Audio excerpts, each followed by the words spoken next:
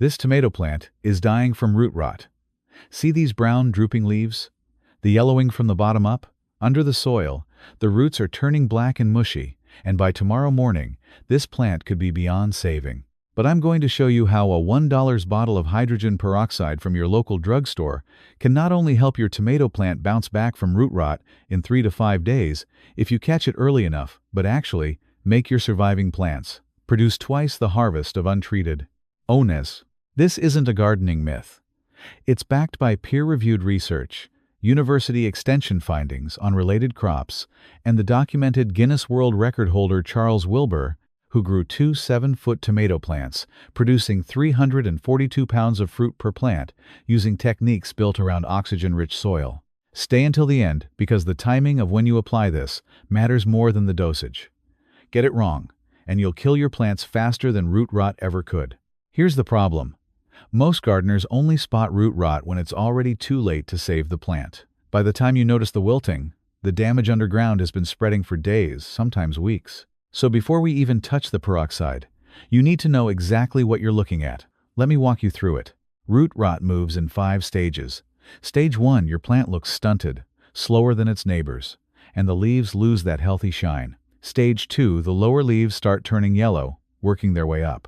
Stage 3 is the critical one. Your plant wilts in the middle of the day, even when the soil is wet. But by morning, it looks fine again.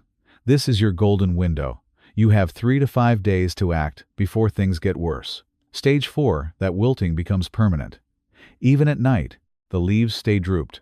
And stage 5, you'll see dark, sunken patches forming right at the base of the stem near the soil line. Once you hit stage 4 or 5, your recovery rate drops below 10%. So timing really does matter. Now let's check what's happening below the soil. Gently pull up a struggling plant.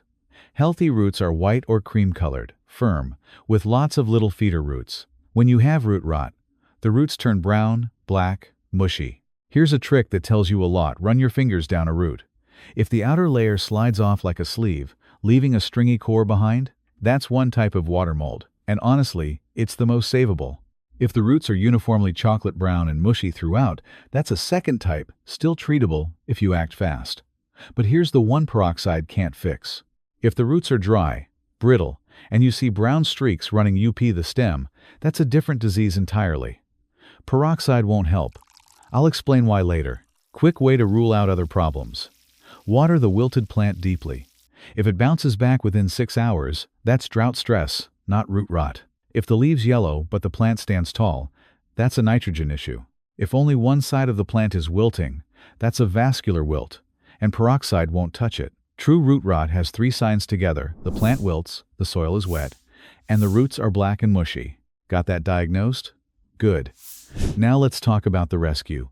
Okay, here's where most online guides get it wrong, and where you can actually hurt your plants if you're not careful. You'll see a lot of videos saying mix 1 part hydrogen peroxide with 4 parts water. That gives you a 0.6% solution, and it's too strong.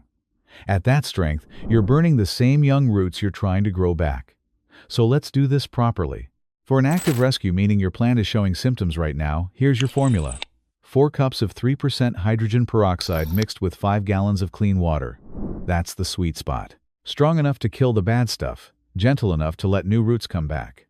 For prevention on healthy plants, you only need 1 teaspoon per gallon of water.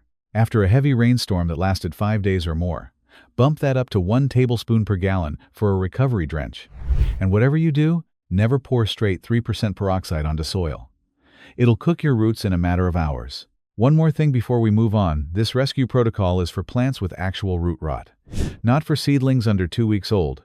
Not for plants that are simply thirsty in dry soil. Use the diagnostic test from earlier if you're not sure. Now let's apply it. 3 steps. First, prep your plant. Take clean scissors and remove all those yellowed lower leaves. They're already dead weight, and cutting them off lets the plant focus on saving the roots. Don't water for 24 hours before treatment. The soil needs to be slightly dry so the solution can actually soak down to where it matters. Second, the application itself. Pour your solution slowly around the base of the plant. Work outward toward the drip line, that's the outer edge, where the leaves end. About 1 gallon of solution per full-grown plant. Do this in the early morning or late afternoon, Never under the hot midday sun. Heat breaks the peroxide down before it can reach the roots, and you've wasted the whole batch. Third, and this is the hardest part for most gardeners, wait. For 48 hours, don't water, don't feed, don't even check on the plant. Just leave it alone. The peroxide breaks down into water and oxygen within 4 hours, and that oxygen is exactly what your suffocating roots need. You'll see the recovery start from the top. The upper leaves firm up first, then the middle, then the lower foliage. If you don't see any improvement after 72 hours, I'm sorry, but the damage was already too deep. Here's the rule that'll save your plants long term. I call it the 1-3-7 rule. Day 1, you do your rescue drench. Day 3, you check. If the plant is bouncing back, stop. Do not drench again. Day 7, only if symptoms are still there. Do a half-strength drench, 2 cups peroxide to 5 gallons water. That's it. The number one mistake I see gardeners make, drenching every single day, thinking more is better. It's not. Daily peroxide kills the good fungi in your soil, the ones that actually feed your plant. You save the plant from rot, but starve it of nutrition. That's worse than doing nothing. And that brings us to something most gardeners don't realize about hydrogen peroxide. Here's what surprised me when I first learned this. Hydrogen peroxide doesn't just save dying plants. Used the right way, it actually makes your tomatoes produce more fruit than they would otherwise. Let me explain why. 3 things are happening when you use peroxide correctly. First, when it breaks down in the soil, it releases pure oxygen right where your roots are. Think of it like this: your tomato roots need oxygen to breathe, just like you do. When soil gets compacted or stays too wet, those roots are basically suffocating. Peroxide gives them a deep breath.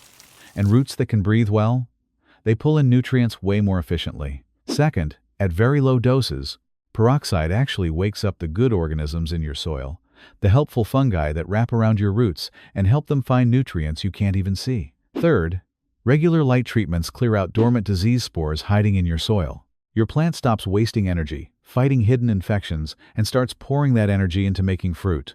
But here's where most gardeners ruin everything. They keep using the rescue dose all season long.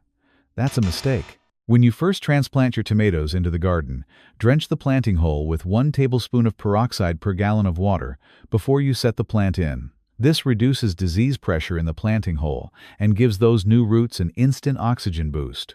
2 weeks later, do a gentle maintenance drench, just 1 teaspoon per gallon. Then keep that up every 2 weeks until your plants start flowering. After any heavy rain lasting 3 days or more, do another recovery drench. Now this part is important. Once your plants start flowering and setting fruit, stop the peroxide. At that stage, your soil microbes need to be working at full power to move nutrients into the developing fruit, and peroxide slows them down. Only start again if you see disease coming back. At the fruiting stage, the things that matter most aren't peroxide. They're compost, mulch, steady watering, and balanced feeding. Peroxide is a tool, not the foundation. One more thing. 48 hours after any strong drench, add Trichoderma. It's a beneficial fungus you can buy online for about $15 to $20, and 1 container treats your garden for the whole season. Research published in 2022 showed peroxide combined with Trichoderma reduced tomato plant deaths down to under 10%, way better than peroxide alone. Want proof this works at scale? Charles Wilber from Crane Hill, Alabama. Guinness World Records 1,985. His tomato plants grew 27 feet tall, 342 pounds of fruit per plant. His method involved deep dug soil, organic compost, deep transplanting, and constant attention to root zone health. Peroxide wasn't his only secret, but oxygen-rich soil was the foundation. I'm not saying you'll grow 27-foot plants, but if you can take a normal 30-pound harvest and double it to 60 pounds per plant, that changes your entire season. Quick question for you. What USDA zone are you growing in? And have you tried hydrogen peroxide on your tomatoes before? Did it actually work, or did it fail? Drop it in the comments below. I read every single one, and your real-world stories help me make better videos for this community. Now let me be straight with you, because most gardening videos won't be. Hydrogen peroxide is not a miracle cure. It has real limitations, and you need to know them. First, if the disease has already moved up into the stem, meaning you see those brown streaks running up from the soil line, peroxide can't fix that. The plant is too far gone. Second, peroxide doesn't stick around. It works on contact, breaks down in about 4 hours, and leaves nothing behind. You can't spray once and expect protection for weeks. Third, and this is important, if you overuse it, you'll damage the very soil life your plants depend on. Dr. Tony Kynath at Clemson University, one of the top plant pathologists in the country, has warned about exactly this. So let's talk about that microbiome concern, because it's a fair question. Yes, peroxide can harm beneficial soil organisms, but the dose matters enormously. The rescue mix we talked about is strong enough to disrupt soil life temporarily. That's why this is a rescue protocol, not a daily habit. Peroxide breaks down completely within hours, so the damage is short-term. The plant rescue is permanent, and 48 hours later, you bring the good stuff back with Trichoderma. Think of it this way: save the plant first, rebuild the soil second. It's a trade-off, not a free lunch. 4 situations where you should not use peroxide. 1. If your plant has been wilting permanently for more than 24 hours, pull it and prevent spread. 2. If only one side of your plant is wilting, that's a different disease, and peroxide won't help. 3. When your plants are actively flowering or setting fruit. 4. If you run a certified organic operation, check with your certifier first. Home gardeners growing for themselves don't need to worry about this. Now, before you go, peroxide isn't just for root rot. The same chemistry helps with transplant shock when you move seedlings outside, and it prevents that frustrating sudden collapse of young seedlings in your starter trays. I'm covering both of those in upcoming videos. Subscribe and hit the bell so YouTube actually shows them to you, because honestly, the algorithm only delivers content from channels people actually follow. Here's everything in 3 lines. 1. A $1 bottle from the drugstore is all you need. 2. 4 cups peroxide to 5 gallons water for an active rescue. 3. Timing beats dosage every single time. Your tomato plants don't need expensive products. They need oxygen at the roots and a gardener who knows when to act and when to stop.